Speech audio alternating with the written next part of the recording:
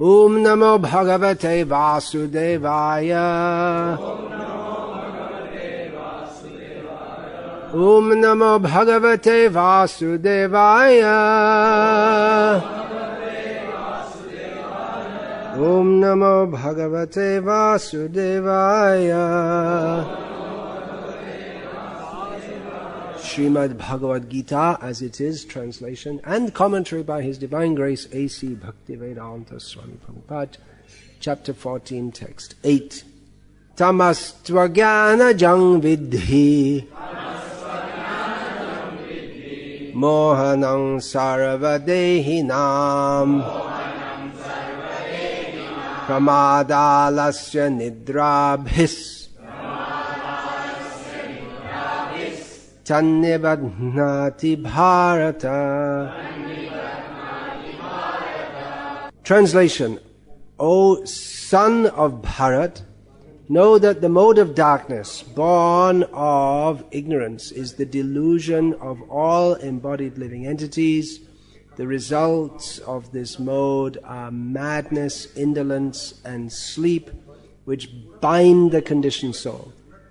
Purport. In this verse, the specific application of the word tu is very significant. This means that the mode of ignorance is a very peculiar qualification of the embodied soul. The mode of ignorance is just the opposite of the mode of goodness. In the mode of goodness, by development of knowledge, one can understand what is what. But the mode of ignorance is just the opposite. Everyone under the spell of ignorance becomes mad, and a madman cannot understand what is what. Instead of making advancement, one becomes degraded. The definition of the mode of ignorance is stated in the Vedic literature. Vastu yathatmya jnanavakaram viparyaya jnana janakang tamaha. Under the spell of ignorance, one cannot understand a thing as it is. For example, everyone can see that his grandfather has died, and therefore he will also die.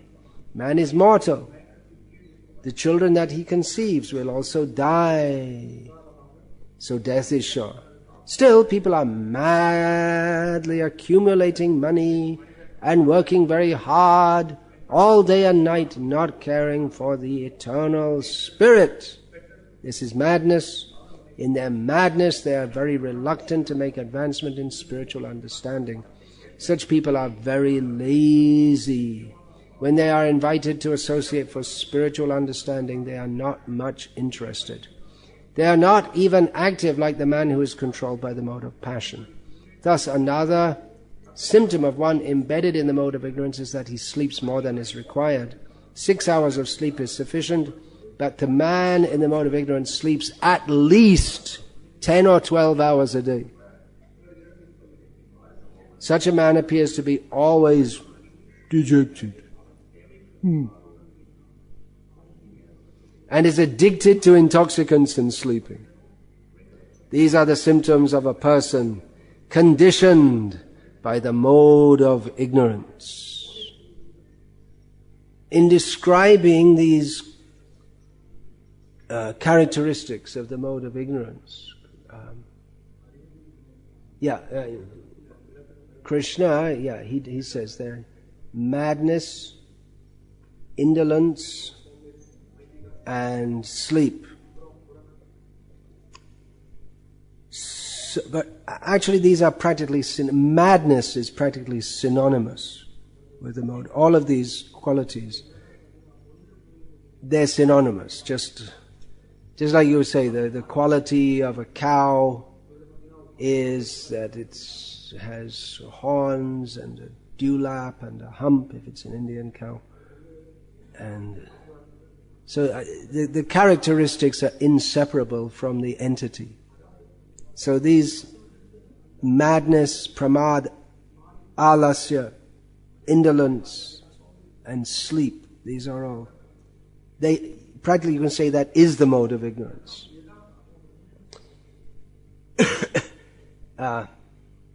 Madness, I specifically want to speak about this today because it's a vital subject, because the whole world that we live in is mad.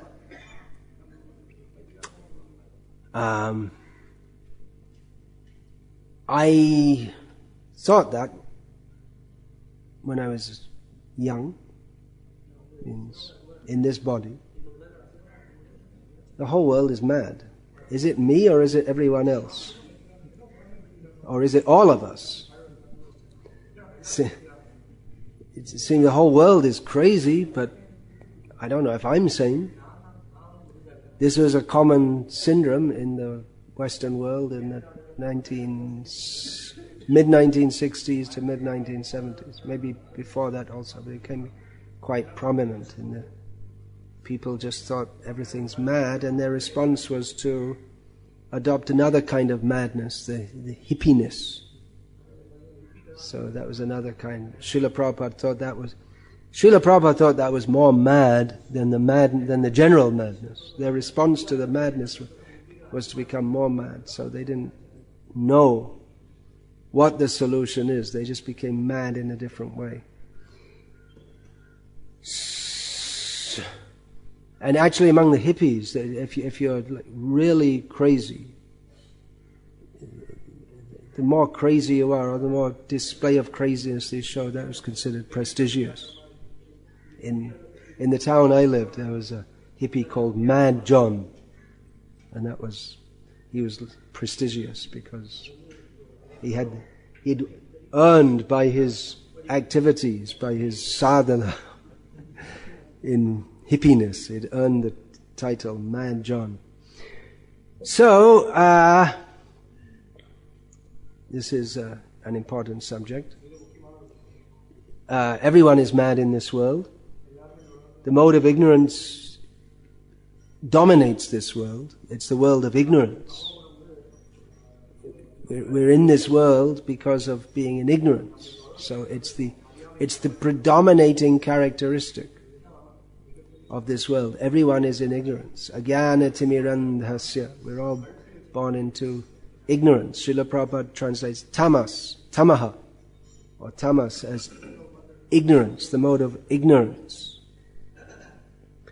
So in the mode of ignorance, one is ignorant even of one's material self-interest. What to speak of spiritual. It's so, just Prabhupada says, it's just the opposite of the mode of goodness. It's complete delusion. Mohanam saravade. Yes, it's the world of ignorance. Mohanam saravadehinam. It literally means that the mode of ignorance places into illusion everyone who has got a body. That means everyone in this world. So it is the mode of the ignorance is the characteristic of this world. Srila Prabhupada narrated an anecdote from Allahabad in his Grihastha days. There was an incident in the court where a psychologist was called. There was a plea on behalf of the accused, and presumably in a criminal case. A criminal case means there's accused of innocent due to being mad. So, in other words, it's admitted that he did the act for which he was accused, but he's innocent because he's mad.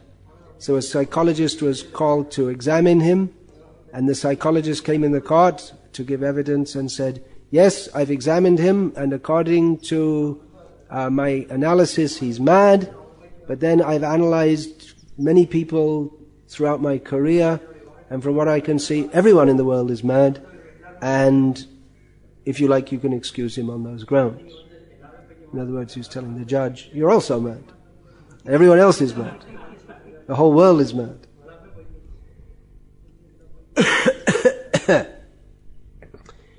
So, madness or insanity is another term. It's a less gross term, you could say, but it means the same thing. What's the euphemistic term used in modern medicine? Psychological disorder. But there's neurosis, psychosis. Roughly, you could say neurosis is a mental disturbance and psychosis is serious. Is that it? So psychosis is the modern word for madness. Would you say that, doctor? Trained as a doctor. So it's a very big topic in the modern age. The madness seems to be increasing, or maybe people are just more aware of it. It's a very big topic. People generally don't want to admit to being, if they have a mental disturbance, although everyone has. It's a very big, I gave that example that Srila Prabhupada gave from the law court, so in jurisprudence, or the study of law, it's a big topic. What constitutes insanity?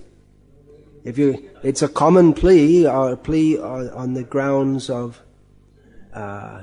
insanity or diminished responsibility. That's another term used in British law. It means not really insane. That lets you off, but at the same time they don't stick you in the mental hole. Good one if you can get away with that. Diminished responsibility. They might just put you on a course of drugs. It's a big topic in jurisprudence because in law, if you're going to let someone off for insanity, you're going to have to define what is insanity, and they can't define it. It's very difficult to define. What is exactly insanity? The study of the mind has become a major topic in the modern world. Mukyamana Vishayam. That means the major topic. I said a major topic. There's a difference. A major topic means it's one of several important topics. The major topic means the most prominent. So, I think people are more interested in sex and sports than they are in psychology. There are other things which are more important in people's minds. But it's become a major topic. The pioneering work of Sigmund Freud, who's another nutcase, he opened up the field of psychotherapy. But actually, it seems that he had some internal psychological stability himself, some kind of, despite his infatuation with the subject of sex. He died from cancer in the mouth due to excessive tobacco use. And he took it very stoically. That he wasn't disturbed, and even though it was great, he didn't show outward signs of disturbance. So he's a Muni among the madmen.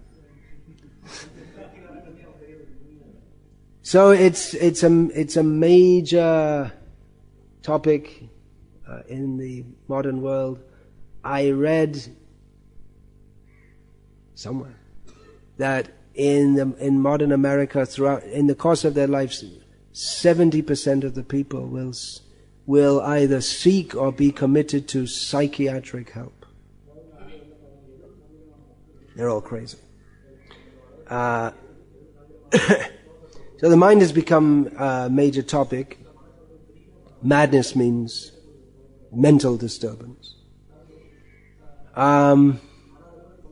But madness, as it's discussed in modern secular terms, it deals with mundane paradigms of sanity and insanity. But from the Vaishnava perspective, it's all insane. From the Vaishnava perspective, the mad people are mad and the normal people are mad also. Here in Bhagavad-gita, there's quite some discussion of mad, just like here, pramada, the word pramada. And the whole discussion of the mode of ignorance is the one of madness. Early in the Bhagavad-gita, Krishna describes the bewilderment of the living being. Here we see mohanam sarvadehinam. So how that comes about, Krishna describes dhyato vishaya pungsang sangasteshu pajayate sangat sanjayate kama kamat krodho bhijayate krodhad bhavati sammoha sammohat smriti vibhramaha smriti bhrangshad buddhinasho buddhinashat pranashyati. It starts off with the innocent, might seem,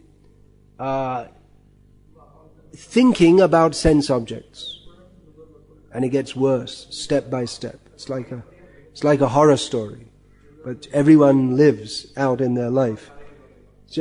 Well, let's change it to a love story. A love story. Let's have a nice love story. A movie. Young boy looks at a young girl. The young girl looks at the young boy, and they fall in love. And that's the beginning of all the problems. So then they're thinking about each other.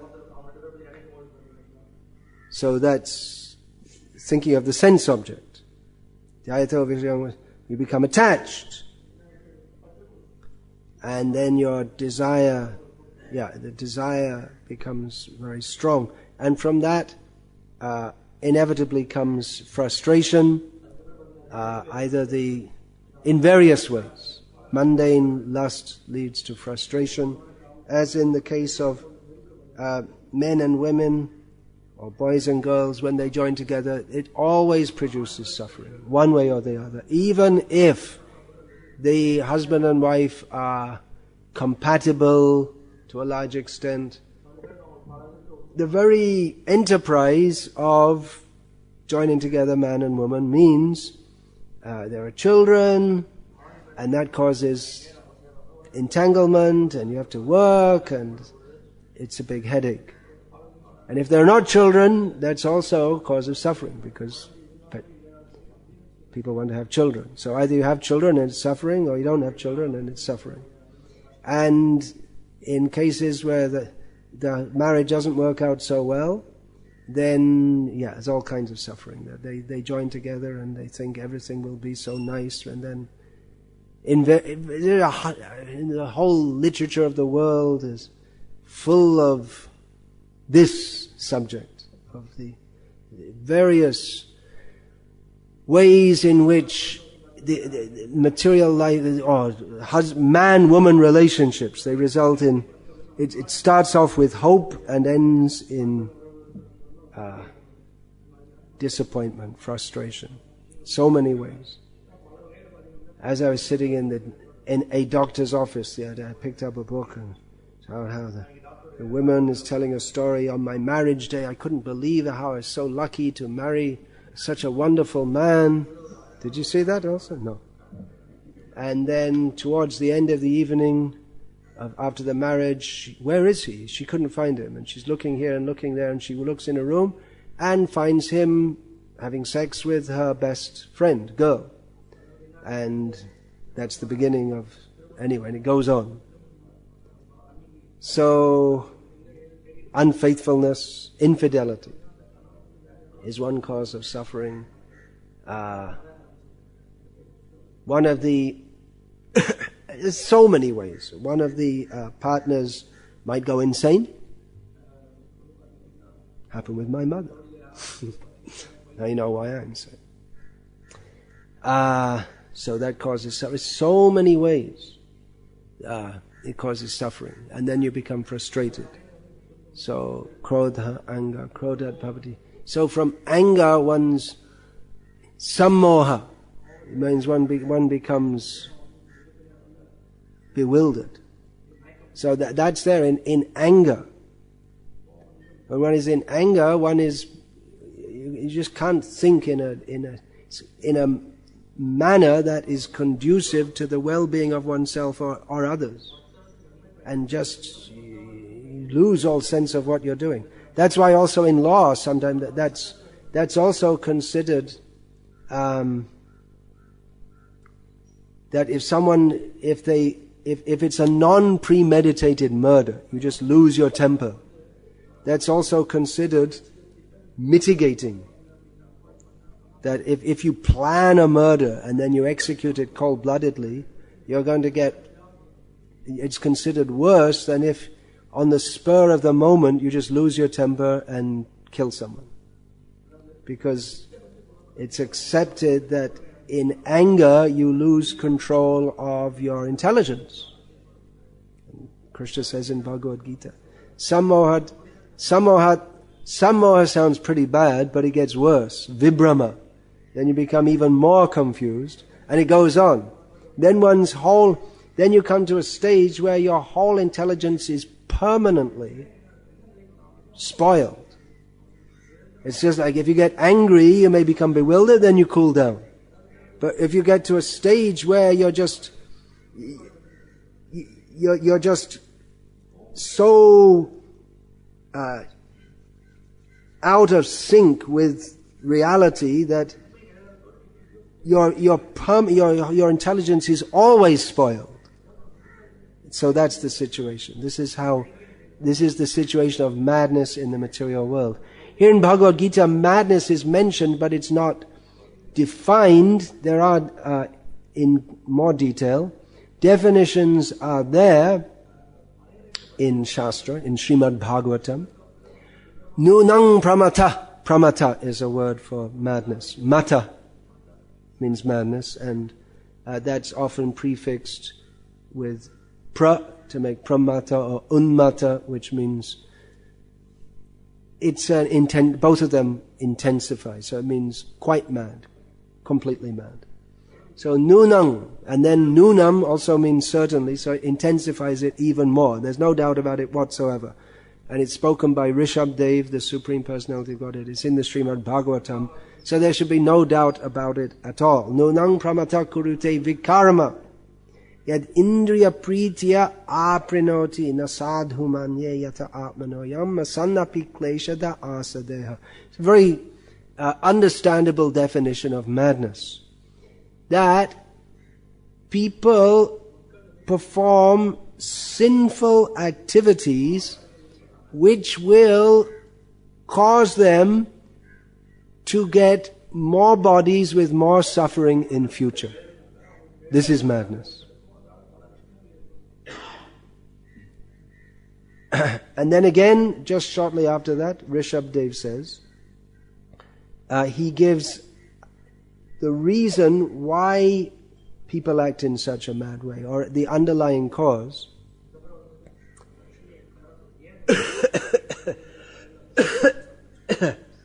Parabhavastavada bodhajata yavanna jignyasata atmatattvam. He says that people are certainly defeated as long as they are abodhajata, as long as their real intelligence doesn't awake. That real intelligence awakes when one starts to inquire into the nature of the self and reality. And if one doesn't do that, then one is left on the platform of illusion and trying to enjoy the senses. So this subject is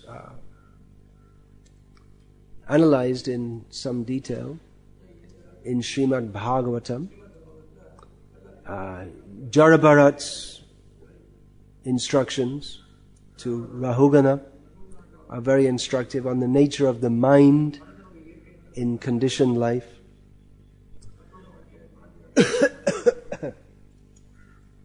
Suhotra Swami wrote a book, Vedanta Psychology. I would, if he was still here now, I would have asked him to expand it more. You could say it's an introductory study.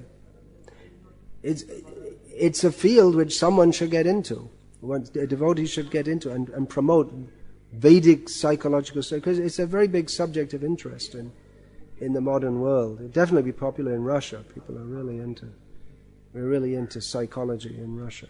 It's like a big thing. People are really into it. It's a national. In America, people are into it, but it's as an individual need. But it's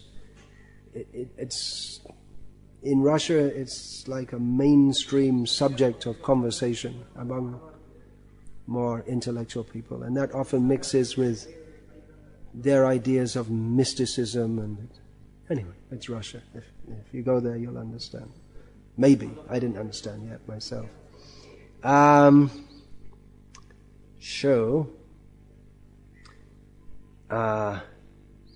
Madness. We're discussing about madness. First of all, we should define what madness is. Well, first of all, we should understand what is sanity, because insanity is defined in relationship to sanity. It means a condition of not being sane. Just like an atheist is someone who doesn't believe in God, and poor old Richard Dawkins is trying to find out some other term, but there's no other way to define it. He doesn't want. He's so much against the concept of God that he doesn't even want to be called an atheist, because there's a concept of God there. So he doesn't. Anyway, they've tried humanists and all this kind of thing. So, what does it mean to be sane? Well, that we'll find from Bhagavad-gita. Sane means to understand the first thing should be who one is. Who am I? And Srila Prabhupada often pointed this out. Who is crazy? He made a pamphlet. Because devotees in the Western world often found themselves confronted by people saying, "They're crazy." They're jumping around in the streets in bed sheets and bald heads and some little bit of hair jumping up and down at the back and singing and ringing bells. They're crazy. They must be crazy. They're not like me. They must be crazy. So who is crazy? And Srila Prabhupada pointed out that who is crazy? If you don't even know who you are, then you're crazy. People think, well, I'm this body, but then understand from Bhagavad-gita teachings, we're not the body. Before the body existed, I existed. After this body finishes, I will continue to exist. So to identify with this body is crazy. So there's a very good definition of craziness. If you don't know who you are, if someone walks in here and says, I am the Prime Minister of India, if he's any of the... How many people in this country? 130 crore? Something? 13? I don't know, how are we going? 130 crore. 130 crore. If he's anyone except the actual Prime Minister and walks in and says that, then you can know he's crazy. Should I tell the Nehru joke? It's always a good joke. You know that one? I've told it a few times. I heard it from Atma Tattva. That once, I don't know if it's a true story, but Pandit Nehru, you've all heard his name. You all went to school in India. He, for some reason, was visiting a mental institution. Maybe he was opening it or something. That's the kind of thing that he would have liked to do, because in India they didn't usually have such things, and he liked to have all modern things, like mental institutions, Western things. So he was in the mental institution, and he asked a man, "Who are you?" And he gave his name, and the man asked him, "Who are you?" And he said, "Well, I'm Pandit Nehru, the Prime Minister of India." And the man said to him, "Don't say that. I said that, and I ended up in here."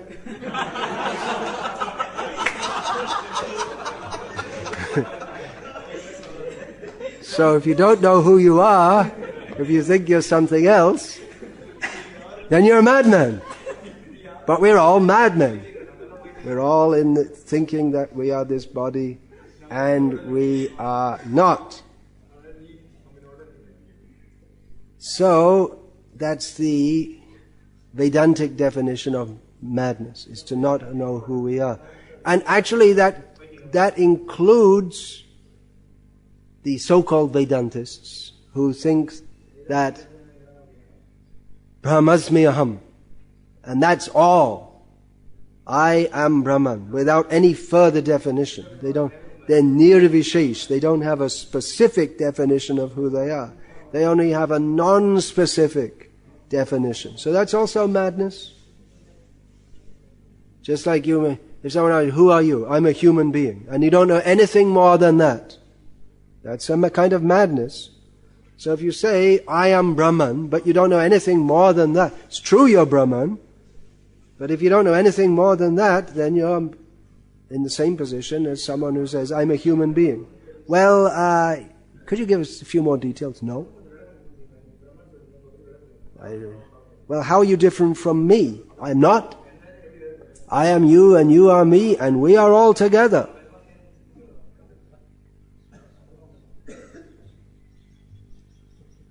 Madness. But in the modern world, even though they have such a predilection with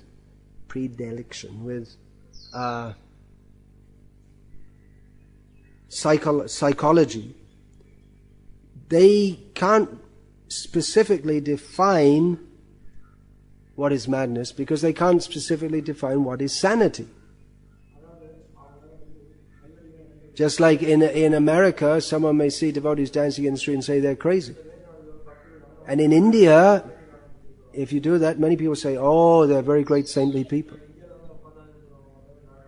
So, is madness or sanity culture specific? There might be some theories like that. What does it mean to be sane? Well, where are we going here? One definition of madness is, just like that given in Bhagavatam, to perform sinful activities which cause one to suffer in future. So one definition of madness. Oh, I should get back to that point. Why can't they define what is sanity and insanity? Because they don't know the base. They're concerned with the mind, but the mind rests on consciousness, and consciousness is the symptom of the soul. So they can never know and therefore they think that the mind, it's something material. It's when there's a certain combination of chemicals which make a body and form a brain, then there is consciousness. And so sometimes they think that psychological disorders are simply malfunctions of the brain. But there must be there must be plenty of organisms that don't have brains, right? They don't have brains at all, but they still have intelligence. Microscopic organisms.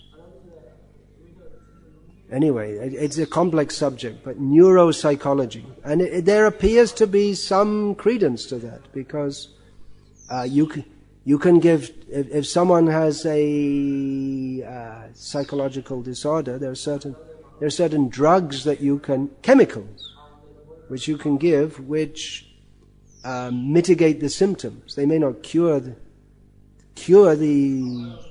disease, the mental disease, but it can mitigate the symptoms. Just like if someone is hyperactive, you can give them a sedative or a soporific, and that will calm them down. But it doesn't solve the problem. A few years ago there was an experimenter in neuropsychology, and he would give electric impulses to different regions of the brain. And he found that by doing that he could stimulate hunger, sexual appetite, fear, hatred. So it would seem that it's all these emotions, that the consciousness is simply dependent on the brain. He also found that by stimulating certain parts of the brain, that people could have religious experiences and feel that they're seeing God. The name of the experimenter was Ramachandran, Indian origin, and he said that people might say that, well, God's just a facet of the brain function, right? You might think that's proof that there's no God. If you can stimulate experience of God by stimulating part of the brain. But he said that, well, maybe that's proof that there is God, because by stimulating different parts of the brain, you stimulate sensations which are connected with phenomena that we accept to be real. Hunger is based on a real need for food. Sexual appetite is based on the animalistic instinct for uniting with a member of the opposite sex. So he said, well, the very fact that means that the brain, if it's stimulated like that, it simulates the state in which people have an experience of God. There's something there in the brain. If it was something completely unreal, he said it could be argued either way. It doesn't mean that there's no God. And the explanation given by Vedantic psychologists is that the brain is an instrument of the consciousness, which is symptomatic of the soul. Just like if you have a TV and you're watching India versus Australia test match. You're sitting here in Salem and the test match is going on in Delhi. So you can brighten the reception, so you see a brighter screen. Doesn't make any difference to what's going on in Delhi at the test match. Or you can increase the sound, so you hear the crowd woo, woo, woo, louder, or you can decrease it also. But it doesn't make any difference to what's going on in Delhi. Or maybe the transmission will become disturbed and you get all noises and lines on your screen. I presume that still happens. I don't watch TV when I used to. Back in the early 1970s, that used to happen, especially when there were broadcasts from the other side of the world. I don't know if it still happens. But the fact that the transmission is disturbed doesn't mean that the original phenomenon is affected in any way. So in the same way, the brain is the instrument of, this is the Vedanta expression, the brain is the instrument of the mind. So by stimulating the brain in various ways, you can produce apparent differences in consciousness. Just like the TV, you can make the, even though it might be a dark day in Delhi, overcast, you can make it look like it's a sunny day by adjusting the, I'm going like this, I think they do it by pressing buttons nowadays. So the underlying consciousness may get expressed in various ways, and that may be adjustable via the brain. But it doesn't mean that the brain is the source of consciousness. And there are some cases of people who don't have brains. They have an empty hole in their head. And they function normally, as normal as normal can be. So that's another whole topic. But I'm just discussing here some of the difficulties in discussing what is sanity and what is not sanity. So one definition of madness is to act contrary to one's own self-interest. Isn't that mad? For instance, if you just start cutting your body with razor blades, a mad person might do that. That's the kind of thing that this person's committed to a mental institution. Why? Because he started slashing his body with a razor blade, severely injuring himself. So he's in here. But, as Bhagavatam points out, everyone does that by not being Krishna conscious and by performing sinful activities. And even on the mundane platform, many people do that. What about smoking? How about that? In patriotism, one person may go out and sacrifice his life. How does he benefit? He may say, I'm benefiting my countrymen, but he doesn't benefit by getting his head blown off in Kargil or whatever. So, even on the mundane platform, people do that. Another way of viewing madness is as a perception of reality that is very different to that of the vast majority of people. That Just like that example I gave, if you go on the street chanting and dancing in America, some people may say you're crazy. In India, some people may also say you're crazy, but they may say, oh, they're very pious people. So if you act differently to others, people may just say you're crazy because they just can't relate to it. So, for instance, if in a sober, middle-class suburb in merry old England, and a bunch of Jamaicans move in and they start doing this, what's that called? Brazilians do that. Samba music, reggae Jamaicans do. And they do that all night, and other people say, they're crazy, because we never saw people acting like that. In that book, Riddha Prabhu wrote that book about South Africa, Prabhupada in South Africa. He said one devotee, Gokulendra, he was a white-bodied devotee from South Africa, and when he first went to England, he was shocked because he saw white men digging the road. In South Africa, only the Africans do that. The whites supervise them. So if we see something different, we think it's crazy. But it's just different where people think and act in different ways. That example I gave of the Jamaicans moving in, that's an example from the 1970s, because now people are used to it. And they have laws also that you can't just play your bongo drums all night long. So, if we can't understand someone, we often say, it's just easy to say they're crazy, that's all. They're just, it's crazy. I often find that among devotees also. You say to someone that, well, such and such said this, he's crazy. And if you say they're crazy, that means, well, you don't even bother considering what they say. They're just crazy, that's all. They may have something good to say, but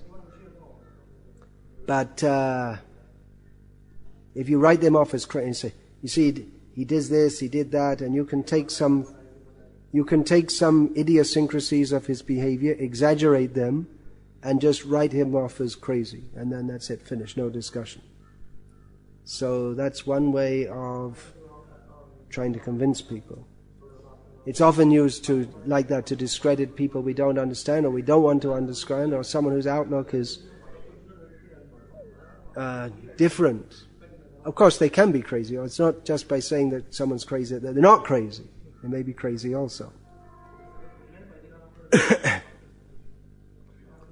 Generally, madness refers to people who act in ways that are considered highly variant to normal. But again, that may not be crazy, just like the devotees dancing in the street. It's very variant to normal. And people may think they're crazy. But the devotees, they don't think they're crazy. What does it mean to be crazy? There's a general idea in the modern liberal ethos that you can do anything you like, however crazy it may be, as long as it doesn't harm others. And as long as it doesn't seriously harm yourself. Or if it doesn't harm yourself in ways that are considered illegal. There are some ways you can harm yourself. You're allowed to do it by law, like smoking tobacco. There are other ways you can harm yourself which are not considered legal in most Western countries, such as smoking cannabis. So it's just by their culture. Drinking alcohol is probably much more harmful than smoking cannabis. I'm not advocating cannabis, but I'm just pointing out that it's probably much more harmful to drink alcohol than to smoke cannabis, but for various reasons, cultural reasons. Alcohol is, probably in Turkey, cannabis is considered better than alcohol, culturally, because a lot of the stuff grows over there. The good stuff, a lot of the good stuff comes out of there, we used to say. Hashish, concentrated. So, someone who acts in a way that is highly variant to others is considered normal, but there may also be persons who are actually mad who behave very normally. And they may be some of the most dangerous people. There's a term, psychopath or sociopath, someone who acts very normally But actually they're always calculating how to exploit people or maybe even kill people. And they win people's confidence they study how people behave in a way, and they study how to win people's confidence, and then they exploit them. It's quite common that men study how to win the confidence of women, use them for sex, and drop them.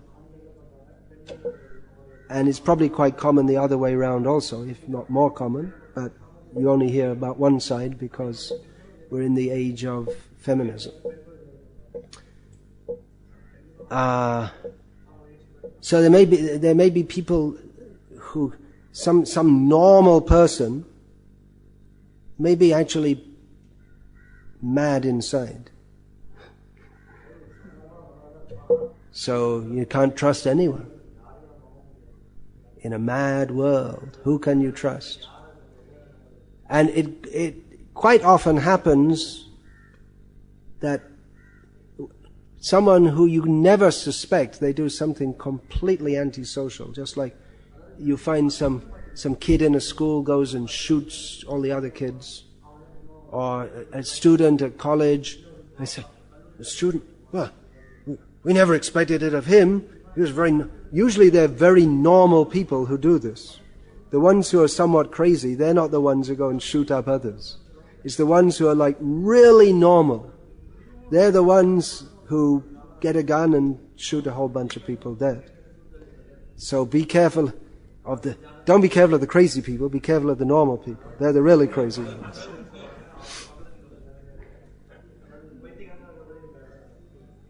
That's what I say.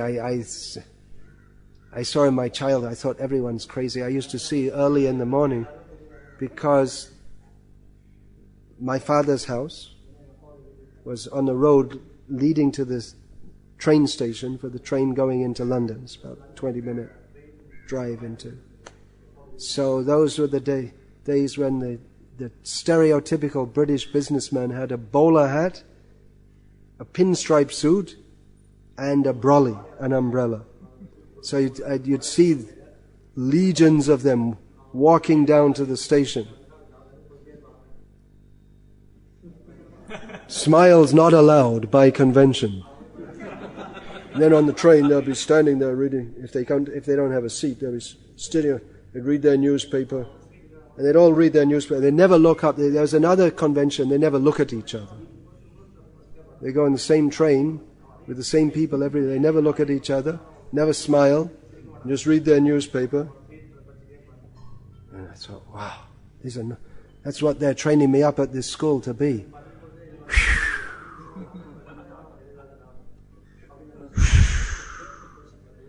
I'd rather be crazy. I'd rather they think them crazy than be considered normal by them. So be careful of the normal people. Be careful of the crazy people and be careful of the normal people.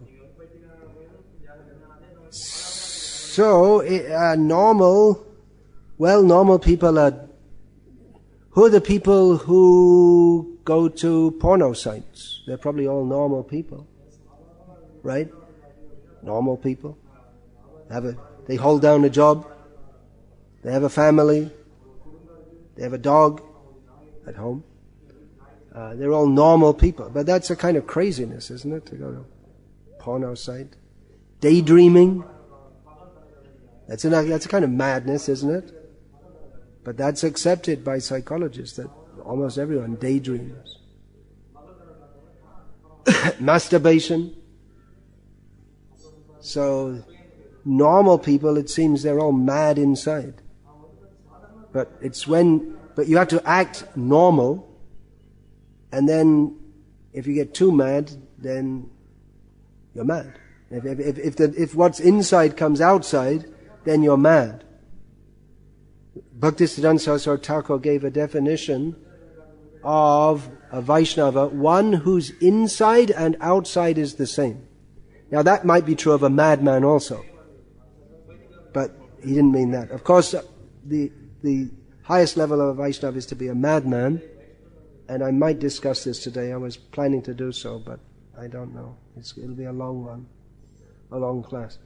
Now, here's something controversial. I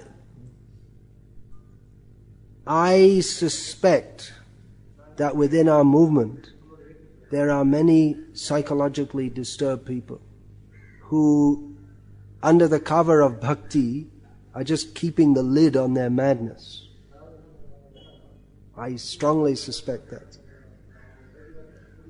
that either by becoming a leader they psychologically manipulate people, or by becoming a scholar they read and read and read, but they don't really relate with people much. They're just absorbed, and their whole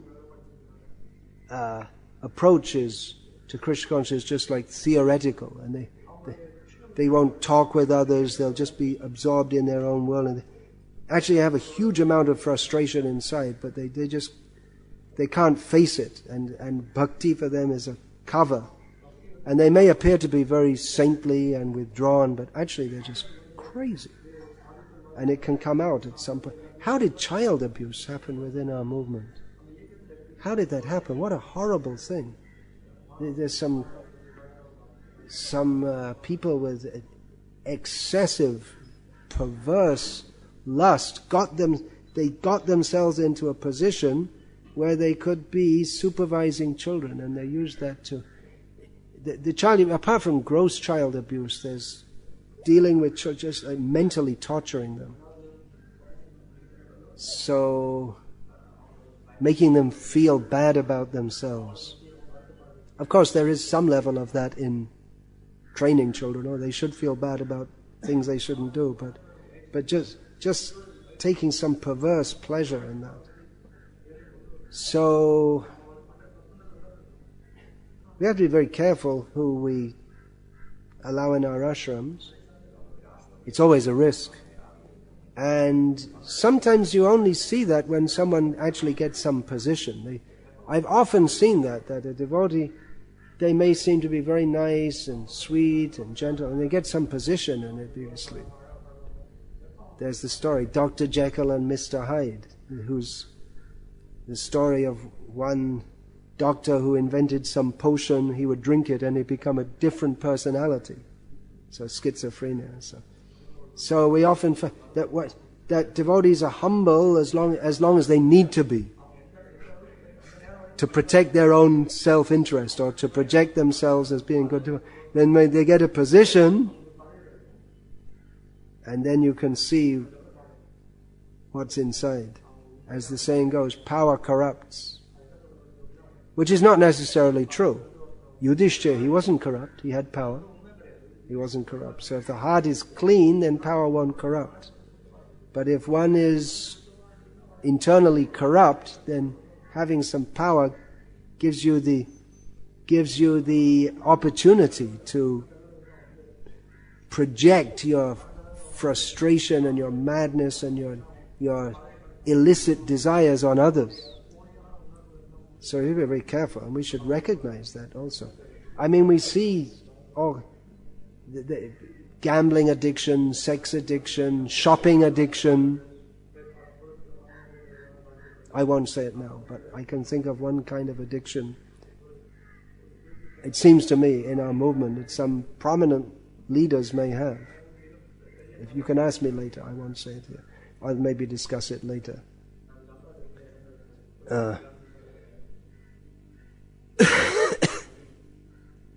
So, the devotees perceive what is reality. Sanity we can define as, first of all, knowing who one is and acting in relation to that. Acting in relationship to reality, one's constitutional position. So, the Vaishnava understanding, which we accept as truth, Jiva Swarup Hoy Krishna Nitya Das Krishna Tatashta Shakti Bheda Bhed Prakash. Usually we just quote the first line, but two, the complete understanding is if you complete understanding is there if we take the whole verse. The position, the constitutional position of the jiva. Of course, to understand what the jivatma is, first of all we have to understand we're not the mind, we're not the body, we're not the brain. So the constitutional position of the jiva is to be the eternal servant of Krishna, and we have to understand this sutra, jiva swarupoi Krishna nityadas. We also have to understand who Krishna is. That's also described, the other side of that Ekale Ishvara Krishna Arsha Bhritta. So both sides are there. And Krishna Tartashta Shakti. He's the marginal potency of Krishna. Shakti means he's not dull, but he's also not Shaktiman. He's not fully potent. He's subordinate potent. And Bheda Bhed Prakash is the manifest as the different and non-different from Krishna. So it's one short verse and a lot of understanding is there. So actually for devotees, or the highest understanding of this constitutional position is to be a madman. When Chaitanya Mahaprabhu took initiation from Ishvara Puri, he was given a mantra and told to chant it. Now generally one thinks we take a mantra and that relieves you from the madness of material existence. You become spiritually advanced. But Chaitanya Mahaprabhu, he went to his guru and said, Kiba mantra dela goshai kiba tarbal japate chak japate mantra hoelo pagal. He said, excuse me, what kind of mantra did you give me? You sure you gave me the right one? What is the effect of this mantra? You just gave me the mantra, but you didn't tell me what it's supposed to do. Kiba tarbal. What actually happened is that I became mad by chanting this mantra. Ishvara Puri said, very good. Hare Krishna Mahamantra Eitor Shabhav Jai Jape Tar Krishna Upajai Bhav. It's the very by chanting the mantra, Hare Krishna Mahamantra, then naturally you'll have a feeling for Krishna. And when one has a feeling for Krishna, as Ishvara Puri taught to Chaitanya Mahaprabhu, this is the result. And it wasn't just Ishvara Puri's speculation, it's right from the Srimad Bhagavatam. Ishvara Puri taught this verse to Chaitanya Mahaprabhu and said, this verse is the essence of Bhagavatam. What is that verse? Evang vrata sapriya nama kirtya jata anuraga tutta chitta uchai hasattiti roditi gayati unmadavan rittiti lokabhaya. Which means that one who has actually attained feelings for Krishna, which come about by chanting Hare Krishna, then he always likes to glorify Krishna, who he thinks Krishna is most dear to me. One who's jatanuraga, this has become an important term in Gauriya analysis of the jataraga, jatarati, ajatarati. These terms they come in Gauriya analysis of levels of advancement. So one whose feelings for Krishna, whose attachment to Krishna has actually arisen, then his heart becomes soft. And he loudly calls out, he laughs, he cries, he runs here and there, he dances, just like a madman, not caring for outsiders. This is a point. He doesn't care for outsiders. Other people will call him mad. He doesn't care. He's so far gone. A true madman is not making a show. but he really doesn't care what other things. So this is transcendental madness. Chaitanya Mahaprabhu, when he met Ramananda Rai, they were discussing all different topics. No one in the whole of India would discuss such topics. Even in the culture in which there was much discussion of philosophy, even Vaishnavism, Vaishnav topics, the topics that Rai Ramananda and Chaitanya Mahaprabhu discussed, no one would discuss them. So Chaitanya Mahaprabhu, after discussing, one night he said to Ramananda that, Ami ek batul, tumi ditiya batul. I'm number one madman, you're number two madman. Ateiv tomai amai hoi shamatu. We're both on the same platform. I'm a sannyasi, you're a shudra by outward consideration, and a Vishai, a materialist, lots of power and money. But actually we're both on the same platform. We're both madmen. We're on the same, I'm number one and you're number two, but we're on the same platform. Pilot and co-pilot. So normally devotees, they don't try to show madness. And Bhaktisiddhanta Saraswati Thakur, commenting on this section, says that there are, hearing these descriptions, there are a class of so-called Vaishnavas who deliberately try to behave madly to imitate transcendental madness.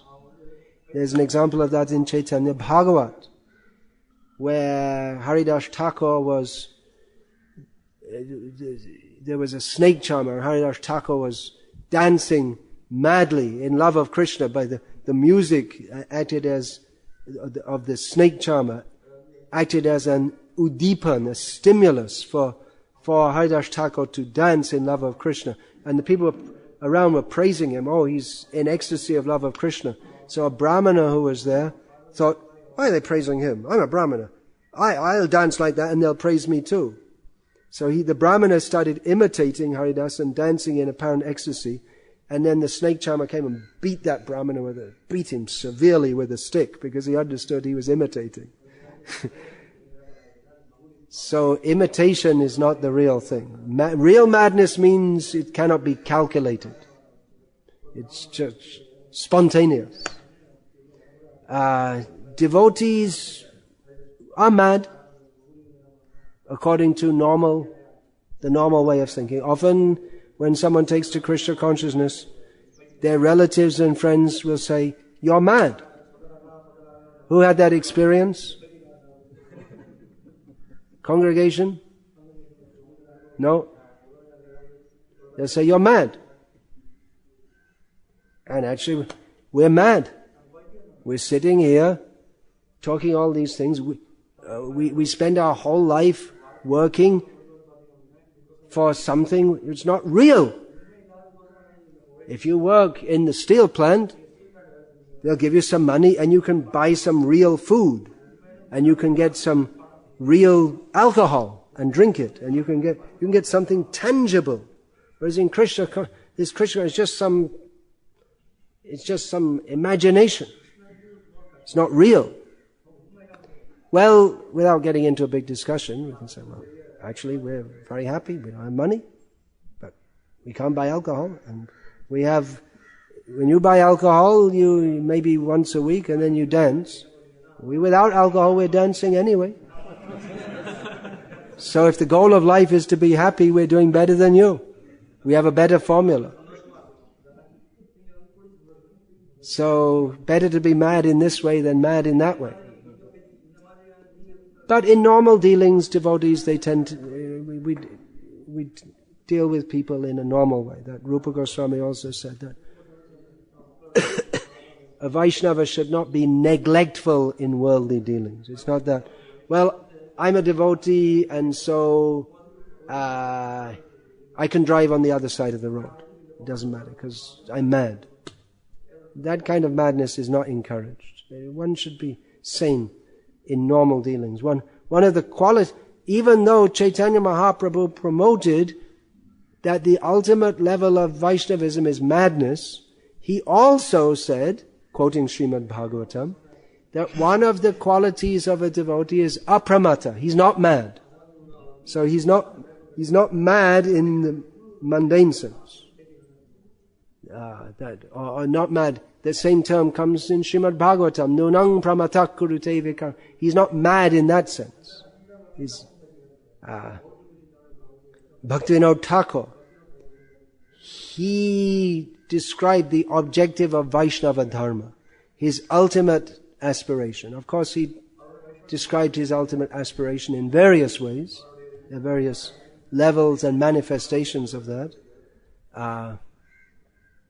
But one of them, he stated that he will consider the perfection of his life that amare bishai pagala balaya angate dibek dhuli. When the materialistic people call me mad and throw dirt on me, that's it. Then I know. Now I've really made it. That's my aspiration. So madness is the objective of Vaishnavas. Premer shabhave bhakta hashe kande gayon matto he anache iti utidai. That's the Chaitanya Mahaprabhu has given the Bengali rendition of that. Evangrata sapriya namakit. That the very symptom of praying.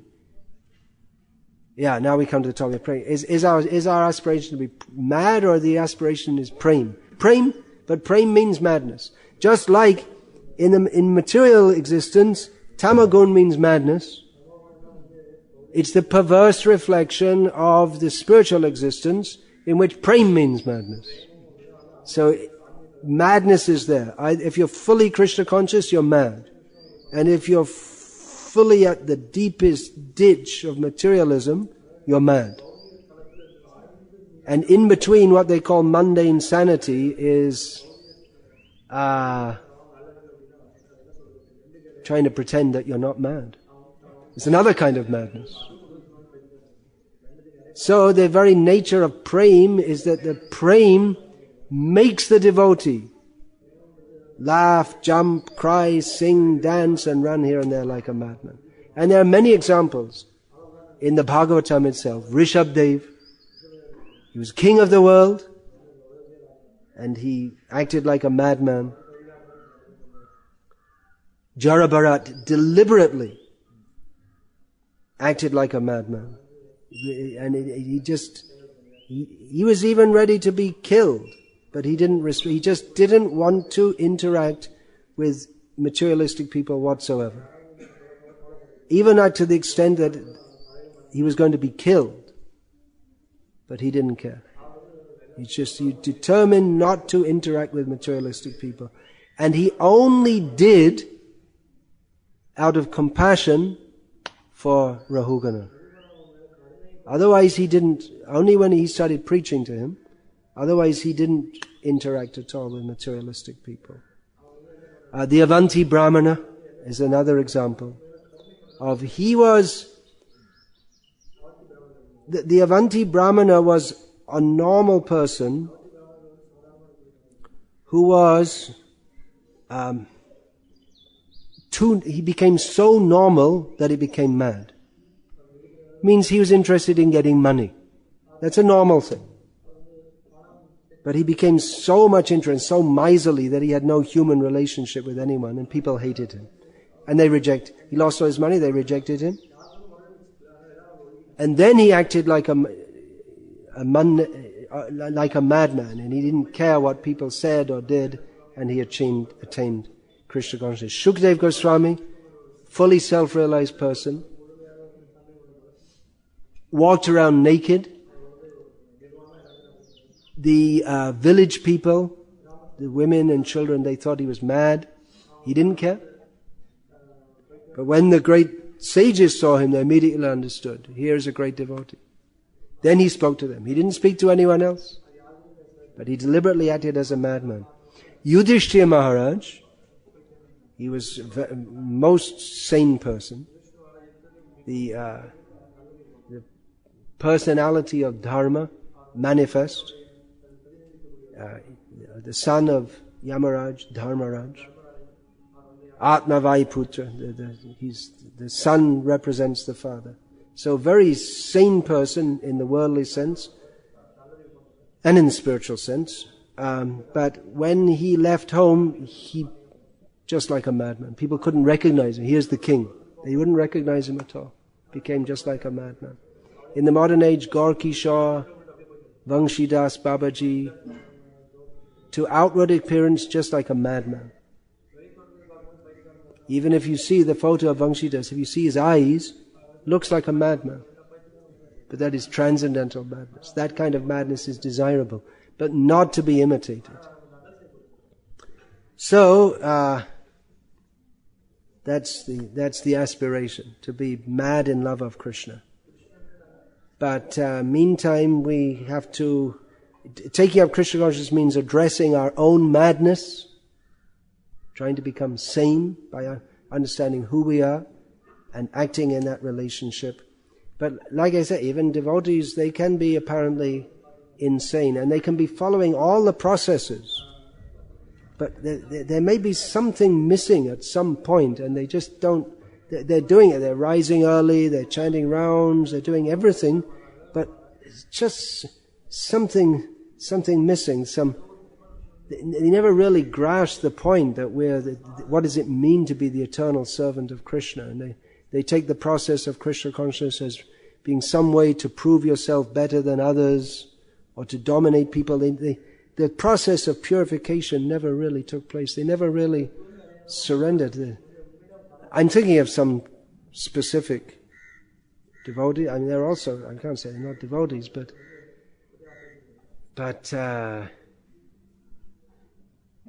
they may say the process of Krishna consciousness doesn't work. Well, it does work, but there are some prerequisites. One, the actual humility has to be there. One thing I perceive within our movement at the present time, there's a very common misperception of equating humility, the transcendental quality of humility in which one is completely surrendered to Krishna, equating that with mundane, gentlemanly behavior. If someone's very polite, and they talk in a soft voice, and they deal with people nicely, these are good saintly qualities, but they do not in and of themselves constitute the humility that comes from utter surrender to Krishna. So I feel that there's a lot of emphasis on cultivating this submission to authority, which is good. All these things are good, but it should not be misunderstood in and of itself to constitute what Chaitanya Mahaprabhu is talking about when he says, Trinadapi sunichena torori vasahishnuna amanina amanadena kirtaniya sadaharihi. To be cultured in the worldly sense, again, it's good, but it's not the goal. That's not what we're talking about, actually. That can be another kind of contamination, thinking that this is our goal, to be like that. But for Krishna, we may have to burn Lanka. For Rama, as Hanuman was fortunate enough to do. Arjuna wanted to be a gentleman in the worldly sense. Krishna told him, no, you go out and be a bastard. In the worldly sense. You go out and and kill. Go and kill. I want to be humble. I want to be good. I want to be polite. I want to do the right thing. Go and kill. All those people you don't want to kill, go and kill them. We're not asked to do that. But it just shows that the worldly conception of goodness and that of actual humility and surrender is something quite different. What does it mean to surrender to Krishna?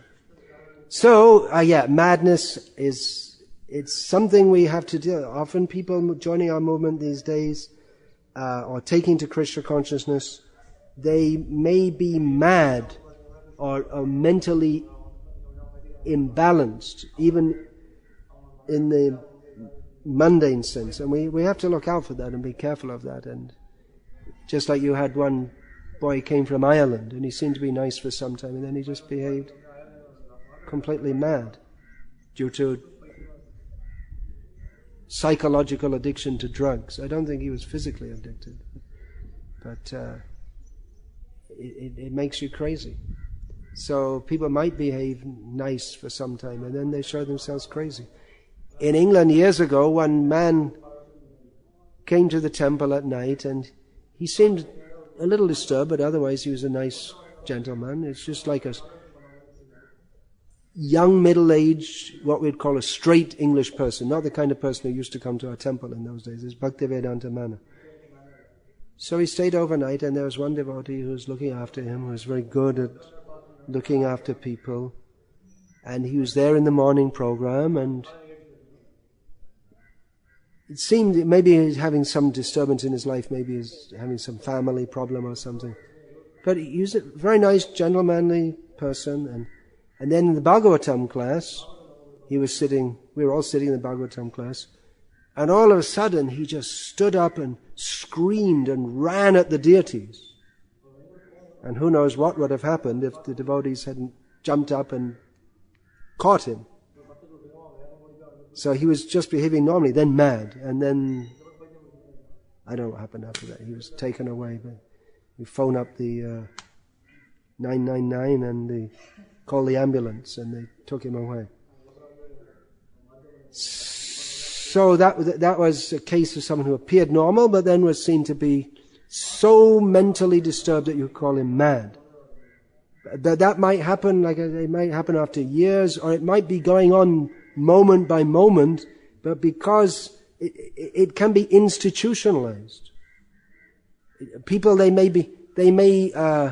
in their madness, they might, psychologically torture their dog, or beat their dog or something like that. But it can be institutionalized, that someone's in a position of leadership and they enjoy seeing devotees suffer, and they behave with them in such a way that they make them suffer with no benefit for the person, for the devotee. Not teaching him, but just like I heard someone said that one of my disciples told me that one of her god sisters said, "You're not following Guru Maharaj." It's just like really putting them down, not really explaining what they thought the other person was doing wrong, but just making them feel very bad. So this kind of thing, when it's done habitually, that's a kind of there must be some term. What's that called? Madness? That's a general term. What do you call that? Behavioral disorder, when you make people feel bad. Do you know? You'd have to study psychology you only studied it as one of the many topics, is it? So you don't know all those terms. They're inventing all the time newer and newer psychological conditions, disorders. Yeah, so anything you do, it's abnormal. If I guess you're allowed to smile this much, but if you smile this much, then you need a drug. Careful! Don't smile so much. You might need a prescription. So many people are coming who are they may want to practice Krishna consciousness, but they're psychologically disturbed, and if it's not dealt with, it's very difficult. People are so. What are the causes? I mean, we live in a very unstable society in which lust is promoted, and remember, kama esha, krodha esha, rajoguna samudbhava, mahashana mahapam. From lust, jayato vishayam pumsa. From lust, everything goes down. So lust is promoted. It drives people crazy. Yes. All the time advertising, get this, get that. In the movies, they show people in huge mansions, and people desire, I'd like to be that. But they can't get it. They can only daydream of it. So they become frustrated. They tell people, you're a young girl, you can conquer the world. But she can't conquer the world. So they pump you up with all different expectations. Or you have to become the topper in the whole of the state, but only one student's going to be the topper in the state. Top of the number one student, and all the others, they're not. So this whole competitive society promoting very high aspirations which can't be fulfilled is just setting people up to be disappointed and mentally imbalanced. Living unnatural, unregulated, stressed out lives, working in jobs that they don't want to do with people who they don't like, eating food which is full of poisons and affecting your mind, and crazy after money. I mean, some of the most respected people in the world, you could actually say they're crazy because they have billions of dollars, but they work hard day and night to get more and more. They're some of the most respected people. Here in India, we have the Ambanis and the Hindujas, Birlas, Tatas. They've all got tons of money. They could retire and live in they could spend $1 million a day for the rest of their life and still at the end of life be one of the richest people in the world. But they go on working. Why? Isn't that a form of craziness? They want more. They want more. What are you going to do with it? But it's a kind of craziness, but they're respected. Oh, very great people. So the whole world is mad. That's the conclusion.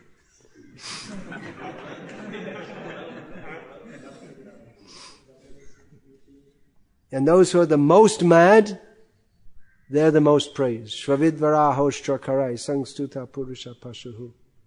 Nayat karna pato peta jatu nama gadagaja. Men who are like dogs, hogs, camels and asses, they praise bigger hogs, dogs, camels and asses.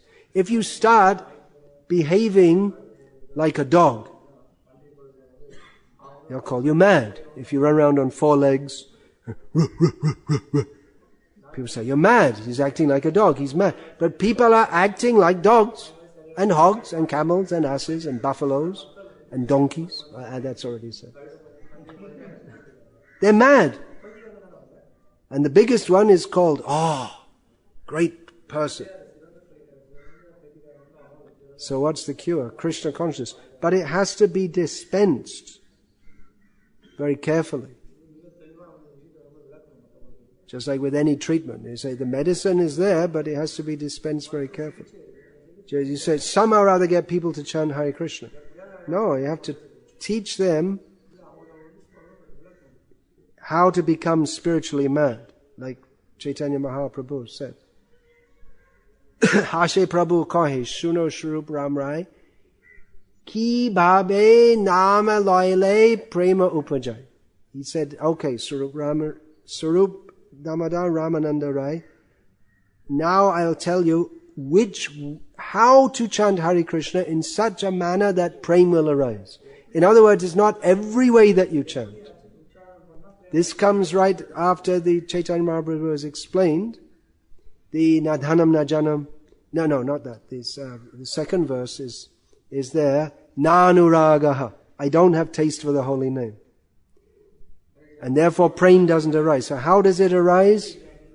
Trinadapi sunichena tarariva sahisha. So some training in that and understanding is required. It's another kind of madness to say that you just chant Hare Krishna in any way whatsoever and you'll attain prema. It's another kind of madness. Not to give the whole package. So just chant Hare Krishna. But there's sadhu sangha, Nama Kirtan, Bhagavad Shravan. It's not only the holiness, it's a whole package. If anything's missing, then it won't be complete and perfect. So, Hare Krishna. That's how Sahotra Swami used to end classes often. Remember? He said, Hare Krishna. He'd say like that.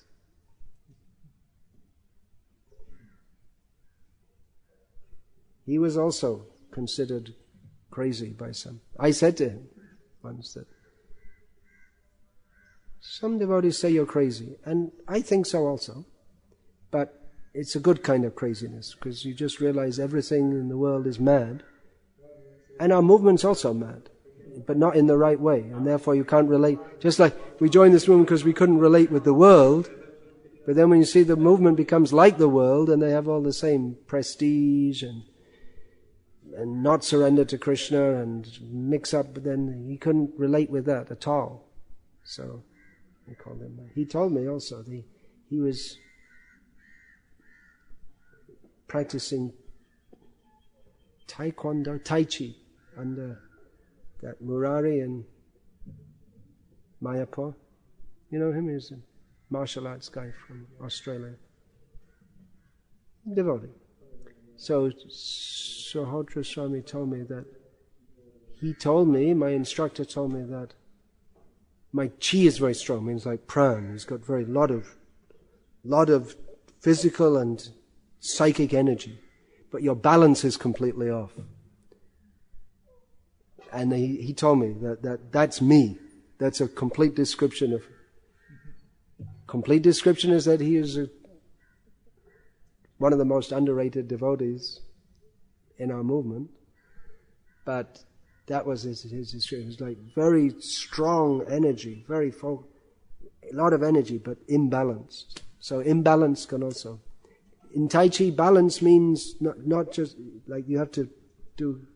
Anyway, if you know what it is, you know what it is. I don't know much what it is, but that's why Murari wanted to teach it to him, because by teaching that, he thought he could become more balanced personality-wise also. So that's also a possibility. Such things may be, just like you may take some pills to adjust some malfunction in the brain. So other processes also in the Netherlands, so I read, that people with mental disorders, it's a common thing, they're sent to do gardening. And that's considered to be very good for mental disorder. There are lots of tulips in Holland, right? Famous for tulips. Tulips is a kind of flower. So far they didn't grow it in India. They still have cows there, or they send them all off somewhere else? Don't see, they're all, because they have Edam cheese and Gouda, what's the other one? Gouda cheese? There are two cheeses. Edam is very famous. So, among devotees also, there may be some scope for that. Such things. Just like we regulate our diet. If you have a cold, then you don't eat sweets, for instance. In Western medicine, they won't tell you that. In Ayurveda, they tell, don't eat sweets. Sweets increases cough. Okay, so another rambling class, more or less on the subject of madness, madly going off in different directions. Another mad lecture.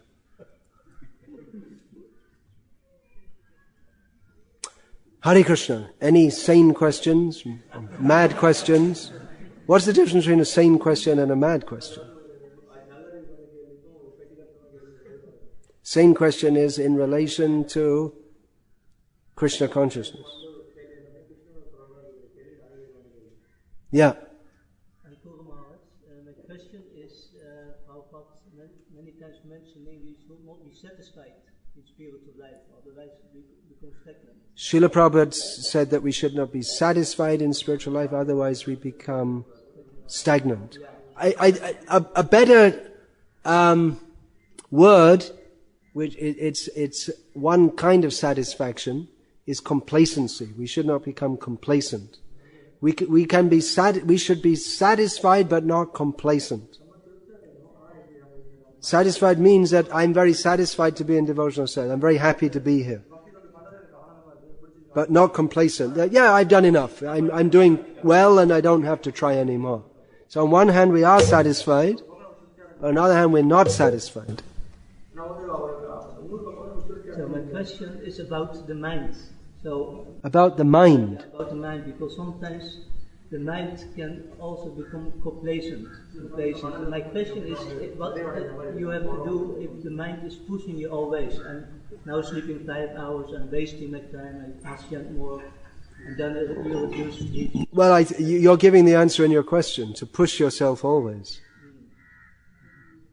And if we're in the association of devotees, they'll push us also. That's the danger when you become a sannyasi.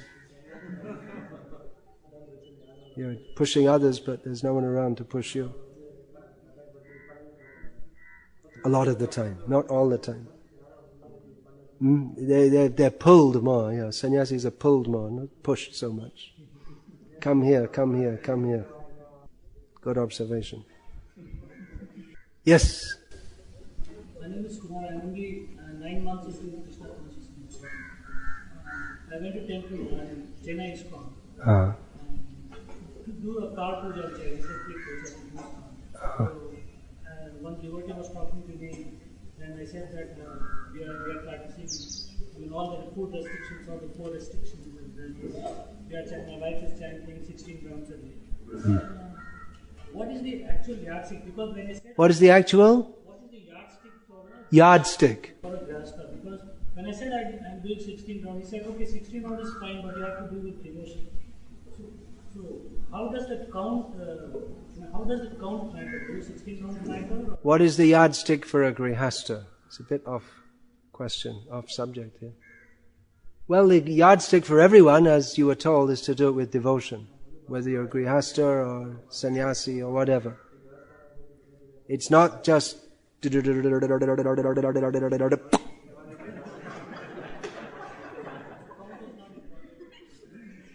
no, counting is also important.